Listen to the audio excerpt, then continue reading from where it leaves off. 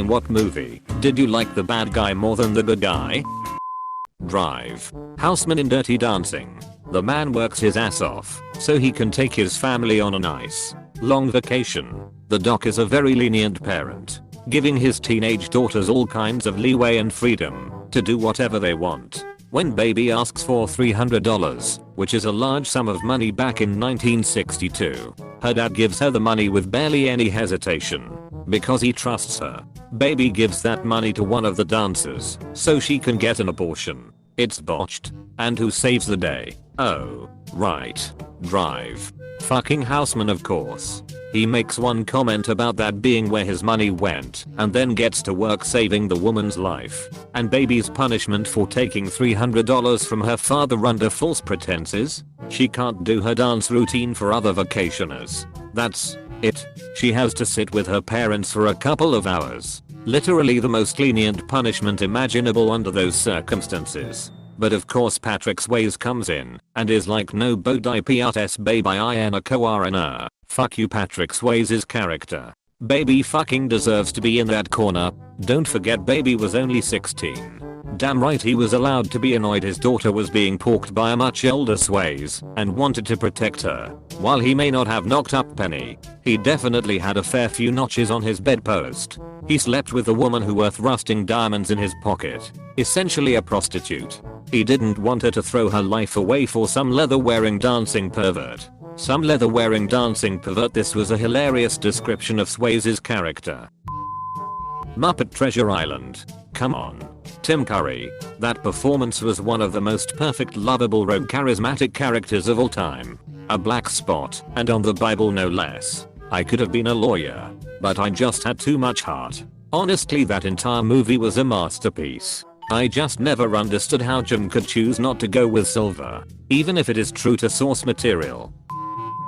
The Rock. Nicolas Cage. Sean Connery and Ed Harris. Harris assumes control of Alcatraz prison, an our tourist destination, and uses it as a missile launch site to threaten the US government for ransom. On the surface he looks like a bad guy, so Cage and Connery have to go stop him. Later in the movie it's revealed that he only wants the reparations his dead men and their families are entitled to. He doesn't hurt any prisoners, and though he's given the opportunity when the government declines, he admits he was never going to actually use the weapon. The movie is well written, and the characters have depth enough to garner empathy for even the villain. Womack. Why am I not surprised, you piece of shit? If you're going to San Francisco, you're best. Loshers always whine about their best. Winners go home and fuck the prom queen. Eat. Dinero. Pacino, don't let yourself get attached to anything you are not willing to walk out on in 30 seconds flat if you feel the heat around the corner. Apostrophe. Agreed, though you could make an argument for Waingro being the actual antagonist for both. Fuck Waingro. Waingro is the agent of fate. That whole movie is full of characters who have externalized their locus of control. I do what I do best. I take scores. You do what you do best. Take down guys like me.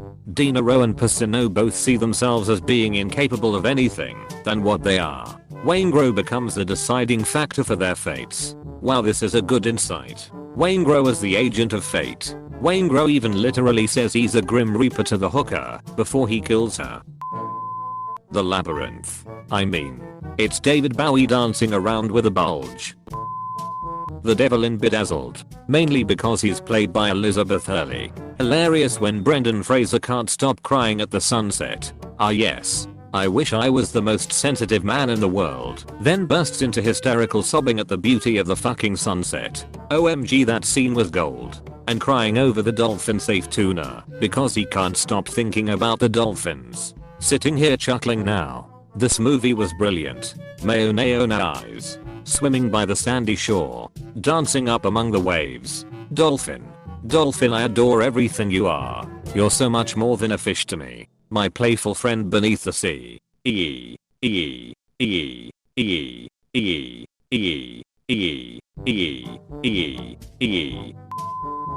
Monarch in Venture Brothers. What kind of idiot doesn't even lock his doors? I'm not even going to flush. Let them see the wrath of the Monarch.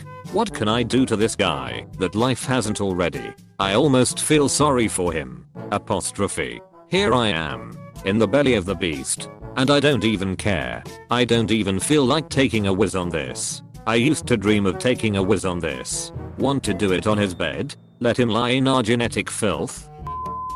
I like bad guys who have legit reasons. Clue from Tron Legacy was instructed to make the perfect system, but he took it a little too seriously. He was just doing his job to make it a perfect world. HAL 9000 from 2001 Space Odyssey is another good one. He wasn't evil. He was just given conflicting programming. Technically, the conflicting programming is not explained in the movie, but in the sequel right. Only watched the movie once. In the book, which is a masterpiece, HAL is much more of a character, I guess, mainly because the book can let the reader know his thoughts which the movie couldn't do, but he is equally a character as much as the astronauts, and it does a better job at the man vs technology and where they overlap angle. The 8 men in the beginning are a lot more interesting and have names too. The B movie Ken was the only sane person. Are there other bugs in your life? No, but there are other things bugging me in life. #and you're one of them. Is that an actual dialogue in the movie? You think a couple of redditors just came up with that A+ writing in the comments? Rumpelstiltskin in Once Upon a Time. Even before his redemption arc, he was just so much more entertaining for me than any of the good guys. Him and Regina were the true stars of that show. Robert Carlyle and Lana Pirilla absolutely stole the show.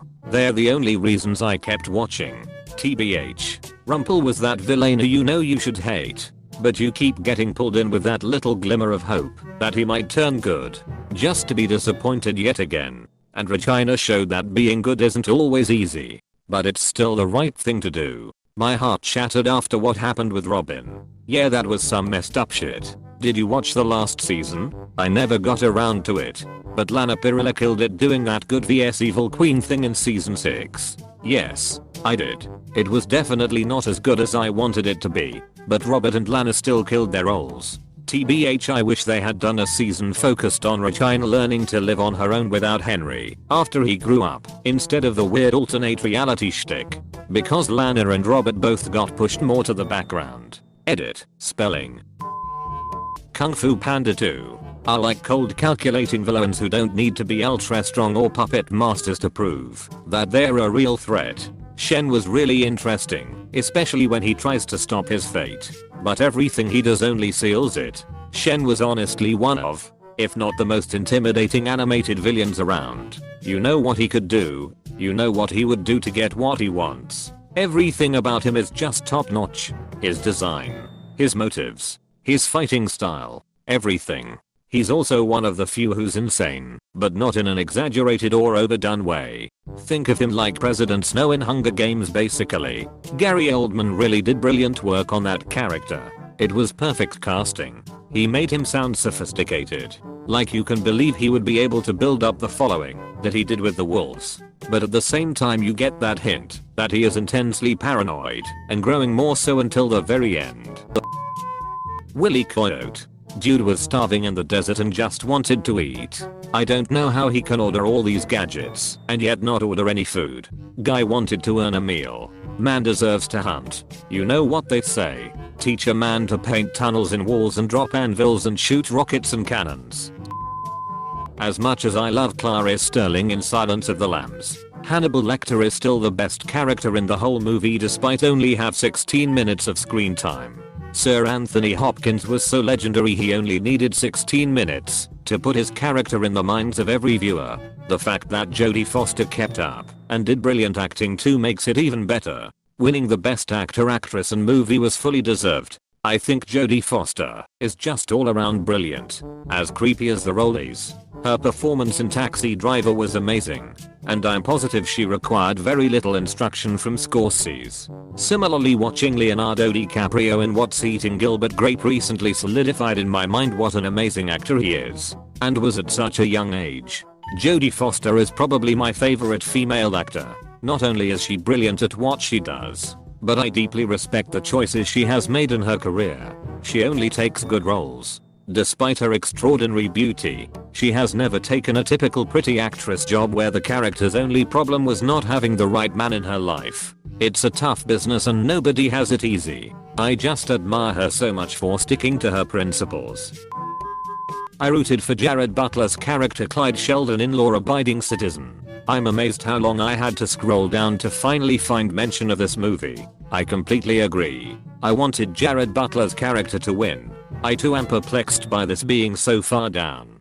Definitely on the edge of my seat during the first watch through.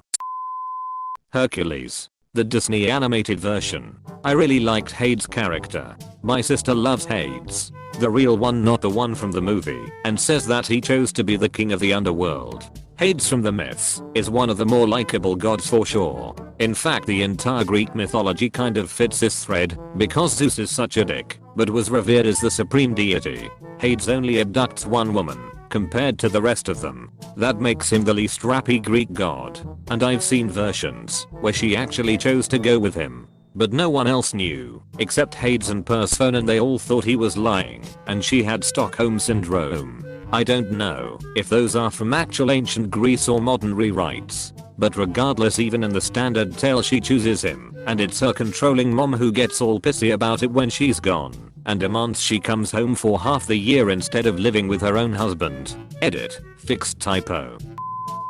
In Despicable Me, I think the bad guy Gru was better than good guy Gru. Although I have some mixed feelings about it. Sure, good guy Gru was lovely to their adoptive girls and started to enjoy the world more and more, which I think was positive. And he was still a villain after all. But the evil Gru that didn't give a shit about others and just wanted to steal the moon was a bit funnier. I think Despicable Me would have been more interesting if, instead of turning good at the end, Gru had trained his daughters up to become supervillains in their own right. He had the opportunity to become the greatest supervillain in the world and to be the best in something and chose not to. And the idea of training his daughters to also become supervillains is amazing. Just to think the girls would follow their dad's footsteps. They would steal the Saturn rings and other things, and it would be some female empowerment as well. That would have been awesome had they basically gone down the Addams Family route. Meryl Streep's character in The Devil Wears Prada. So much more interesting than Anne Hathaway's character. And in many ways she was right. This is business at the top, and Anne Hathaway's character was a naive child wandering into a battle of giants. Anyone who doesn't want to be a part of that world should just get the hell out of it. She showed a lot of patience with her and brought her far with the company. Considering that she was brand new to the game. The job sucks ass. For sure. You guys are both right. But Meryl Streep's character was still a nightmare of a boss. That's true. But the story was written from Anne's character's perspective. I'm sure that if Meryl's charter wrote a book about their relationship, it would be titled This Completely Unqualified, Overconfident Woman I Trained from Nothing Who Left Me the Minute She Was Becoming Useful. There's a reason why narrative bias is part of literary and cinematic analysis. The Harry Potter and flight scenarios were pretty fucked up to put on an employee. And fucking over loyal Negel because she didn't want to be replaced because her life outside of her job is depressing was shitty. Just about everyone. I love horror, and as a kid I realized that if I rooted for the bad guy, it's less scary. Whenever I have a nightmare I always hug the thing trying to kill me. 10/10 always works. Has someone tried that in real life yet? I hug my father. High School Musical. Troy and Gabriella are our souls. Squidward, but also Hades from Hercules. He's just so sassy and blue. You certainly have a type. May want to add Megamind to that group. The good, the bad, and the ugly. I sided with Tuco, the ugly guy. Absolutely. I recently rewatched this movie, and at times it felt like Tuco was actually the main character. He walked an incredibly fine line too. One moment he's sympathetic. You actually feel bad for him despite the shitty things he'd done up to that point. Then in the next instance he shows just how dangerous he can be. The good and the bad both have scenes that demonstrate they're great gunslingers. But that's all they seem to have going for them. With Tuco there's a desperation to his character. Time and again he finds himself in multiple situations where he seems finished, yet somehow with wits and guile he finds a way out of them. Hands down the most interesting character in that movie. It's in some way due to the friendship that grew between Ellie and Sergio. At that point, Clint was tired of Sergio's directing and personality, and Lee was sorta typecast at that point to play villains. It didn't help that neither Clint nor Lee spoke Italian or French. Since that was all Sergio understood, they needed a translator to get points across. Ellie spoke French, and he was an instant hit with Sergio. He decided that Tuco needed background and development, and left the other two hanging to dry for their own characterizations. Blondie has more subtle development in the trilogy, comforting the young soldier as he dies, hinting that he possibly had a wife and child at some time in Fistful, and even shooting the rope at the end. Megamind, but that was kinda the point. His brain just too thick. I love you, random citizen. Megamind, as you can see, you've fallen right into my trap. Metro Man, you can't trap justice. It's an idea, a belief, Megamind, but even the most heartfelt belief can be corroded over time. Metro Man, justice is a non-corrosive metal. Megamind, but metals can be melted by the heat of revenge. Metro Man, it's revenge, and it's best served cold. Megamind, it can be easily reheated in the microwave of evil. Metro Man, well, I think your warranty is about to expire. Megamind, maybe I have an extended warranty. Metro Man, warranties are invalid if you don't use the produce for its intended purpose. Roxanne, girls, you're both pretty. Can I go home now? Love this movie. You're living in a fantasy. Roxanne, there is no Easter Bunny, there is no Tooth Fairy, and there is no Queen of England. I still use this quote sometimes. Loki in Thor. Loki in anything. He's a bit more of a dick in the Avengers, but the rest of his stuff he's much more likable than Thor, except for the third movie, where they finally gave Thor a personality. I mean, I can't think of a character in Ragnarok that I truly didn't like. If you are new to Tattletale TV, please subscribe. We have new videos every day. Stay tuned for more coming up next.